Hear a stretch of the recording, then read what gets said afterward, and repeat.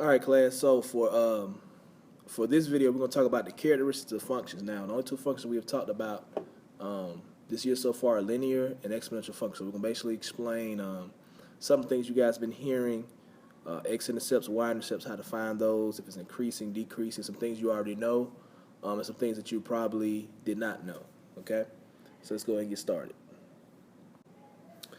All right, so let's talk about the intercepts. Okay, intercepts. We're talking about x-intercepts and y-intercepts. Okay, so go ahead and put this down in your notes. X-intercept is the point at which the line intersects the x-axis at x standing for any type of number. So, for example, it could be 2, it could be -2, 3, 5, whatever. Whatever that point is, and 0. So 0 will always be for your y.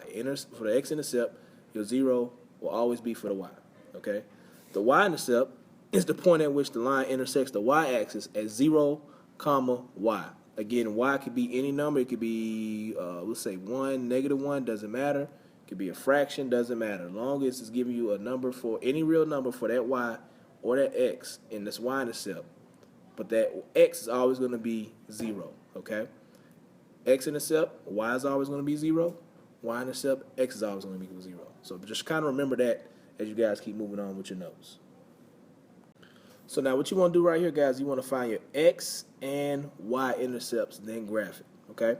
So let's do that. Just coming straight from here. We're not going to just remember we talked about x-intercept. Let's say you want to find the x-intercept. The x-intercept will always be what? X, 0, right? If you want to find x-intercept, it's going to be x, 0. So you're going to plug 0 in for what variable? Yes, you're going to plug it in for your y. So let's go ahead and do that. So -3x plus 2y. And please be writing this down, guys, as I'm going over this. 12. So we're going to erase this y and plug in what for that? 0. Good job. Okay? So let's go ahead and solve for that x variable. Okay? So let's figure out what this point is. So anything times 0 is 0. Okay? So 3x plus 0 is equal to 12. We know, okay, we can go ahead and move that 0 out the way, because we know it's going to be equal to 0. So we're just going to rewrite this as -3x equal to 12. Last step, we're going to divide. So x is equal to that -4. So now, my y-intercept will be what, guys? It'll be -4, 0. Okay? That's my x-intercept. Put x-i-n-t. Okay? So now we have to find my y-intercept. Okay? So I'm going to go ahead and erase all this stuff and then put back up and then find the y-intercept. Okay? So make sure you guys pause this or whatever you do to copy down these notes. All right, so we found the x-intercept. We know our x-intercept, guys, is -4, all right, 0. Okay, x-intercept. And we know that because we have a 0 for my y coordinate. Okay? So now let's go and find my y-intercept. Okay, y-intercept, we know my y-intercept. Let's change up the color. Okay, we know my yellow. Y-intercept, I'm going to put this towards the bottom. It's always going to be y, 0, y. Okay, so we're going to plug what in? What we're going to plug in 0 for what variable? Yes, our x. Okay, so let's go ahead and do that. -3, 0, got a variable. 2y is equal to 12. Okay, so now we do this. We're going to go ahead and multiply 0. We know anything times 0 is 0. So I'm not going to write this. I'm just going to write 2y is equal to 12. Last step, we're going to use the division property of equality. Divide 2 on both sides. Y is equal to 2. So what will my y-intercept be? The coordinate will be 0, 2. Okay? So let's go back to the instructions. It asks us find the x and y-intercepts and then do what? Graph. So let's go ahead and graph this. Let me go to, change the color. Let's go to green. Green like money. Look like money. Smell. All right, let me stop. All right, so let's go ahead and do this. -4 for my x-intercept, -4, 0. So 1, 2, 3, 4. Let me see. Right here, apply my, oh, can't do that. 1, 2, 3, 4. Still doing the same thing. 1, 2, 3, 4. Hold on, guys. There we go.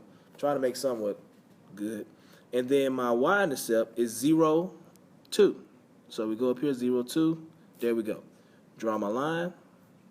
So what we just did, guys, we graphed our line using the x and y intercepts. Okay? All right? So as you look on your paper, go ahead and copy these notes down, guys. We're about to move to the next one. Pause the video, whatever you need to do to copy this down. All right, guys, move on to the next one. Again, We did the first example, so let's do this one together also, okay? But it's going to go a little bit faster because we already know what we're looking for, okay? X-intercept, Y-intercept. We know if we're looking for the X-intercept, that's going to be X, comma, 0. And we're looking for the Y-intercept, that's going to be what? 0, comma, Y, okay? So let's go ahead and do this real quick. Let's go ahead and work this problem out. So we want to find the X-intercept. We're going to plug what in for 0? We're going to plug 0 in for what variable? Y. Okay, so let's do 4x because you're trying to find what that x is. 0 equals 20. And 3 times 0 is 0, so now we're left with 4x is equal to 20. Divide that 4 on both sides. X is equal to 5. So now my x-intercept is 5, comma 0. Good job. All right. Now let's move to the y-intercept. We'll move down to the bottom, y-intercept. Okay, so now we're going to plug 0 in for my what variable? X, because I'm trying to find my y. So that's 4 times 0 minus 5. Y is equal to 20. Same thing. We don't need to do anything right there, so negative 5y. Anything times 0 is 0. Okay, division property. Y is equal to, what is that, negative 4?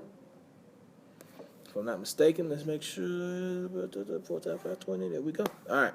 So let's go ahead and do we know our y-intercept be 0, comma, negative 4. So let's do what, guys? Let's go ahead and graph this. I'm going to use yellow. Okay. All right, so we got 5, comma, 0, 1, 2, 3, 4, 5. Make my point. Okay, and then we're going to do 0, negative 4. 0, negative 4, 1, 2, 3, 4. Y-intercept. Okay. 1, 2, 3, 4. Oh, keep messing up. 1, 2, 3, and 4. All right, so this is where they, let me go back. That's an ugly one. There we go, guys. All right. This is my line, okay? X-intercept, we're across the x-axis. Y-intercept, we're across the y-axis, guys, all right? So copy, press pause. Go ahead and copy that down. All right, guys, now we're going to move to increasing, decreasing, or constant. We kind of already know this. We went over this a couple weeks ago. But just make sure the way you get better stuff, we got to practice. Keep seeing it over and over again, all right? So we want to go ahead and start sweep from left to right and notice what happens to the y values. Okay, finger test, as you move your finger from left to right, is it going up or down? That's telling you if it's increasing, decreasing, or staying constant. Increasing, go ahead and fill these in. Increasing, guys, is when it goes up, okay, left to right. Decreasing when it falls down, going left to right. And constant when it's a horizontal graph, meaning it's a what? Straight line. Horizontal, we know that means straight line. Okay, so go ahead and fill those in. Pause it if you need to. Just make sure you guys remember that. Okay, next one we got continuous versus discrete. Remember this, continuous means you have no breaks. It flows like a river, okay? Discrete means you have gaps or breaks. So, example, flows like a river. It's always continuing, okay? That's a graph that's always flowing. Discrete, you have point, breaks, gaps, okay? This is an example of discrete right there, okay? All right, again, we talked about this a little bit earlier, so it should be just basic review for you guys. Okay, now we're moving to maximum point, minimum point, talking about the extremes of our graph. We're going to start getting more into this a little bit later.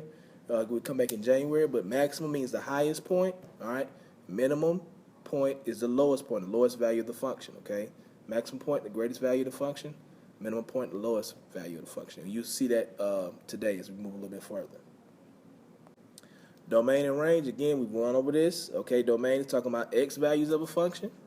Range is talking about y values of a function, guys. Again, like I said, some of this stuff will be reviewed. You've been talking about this weeks already, okay? I'm just putting this down in your notes.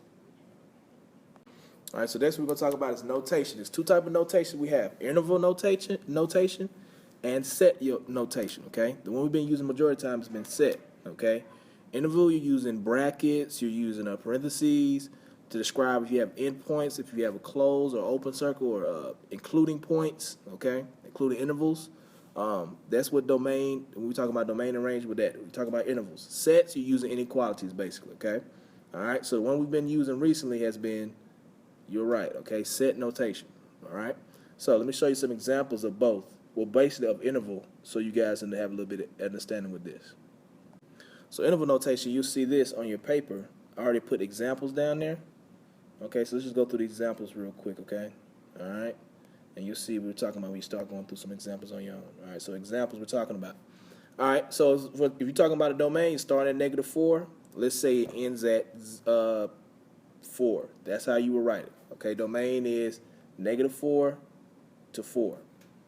Okay, again, this is just how it looks. We're not going over what we're talking about. We'll do that a little bit later.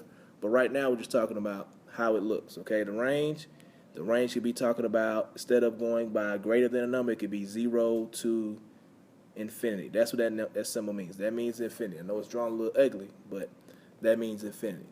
Okay. Now, when you get talking about parentheses, that means not, okay, included,